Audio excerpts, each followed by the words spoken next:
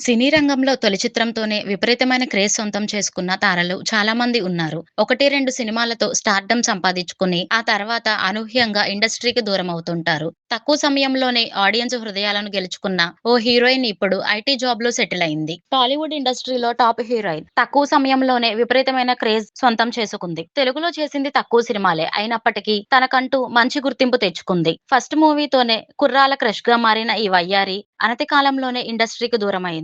వరుస అవకాశాలతో అగ్ర కథానాయికగా దూసుకుపోతుంది అనుకున్న ఈ అమ్మడు ఆ తర్వాత సినిమా పరిశ్రమ నుంచి కనుమరుగైంది. ఒకప్పుడు తెలుగు స్టార్ హీరోలకు జోడీగా నటించింది.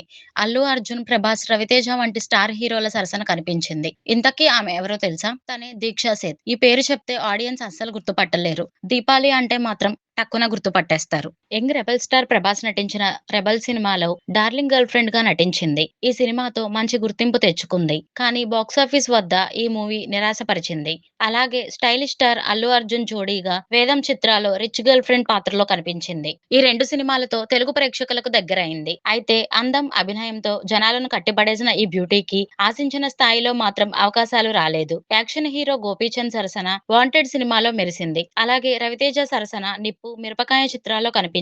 కానీ ఆమె నటించిన చిత్రాలన్నీ బాక్సాఫీస్ వద్ద విజయాన్ని సాధించలేదు. దీంతో నెమ్మదిగా ఈ బ్యూటీకి అవకాశాలు తగ్గిపోయాయి. ఇక సినిమాలకు గుడ్ బై చెప్పేసి ఐటీ జాబ్‌లో సెటిల్ అయింది. ప్రస్తుతం సాఫ్ట్‌వేర్ ఉద్యోగం చేస్తూ ఇండస్ట్రీకి దూరంగా ఉంటుంది. అలాగే ఈ అమ్మడు సోషల్ మీడియాలోనూ అంతగా యాక్టివ్‌గా ఉండడం లేదు.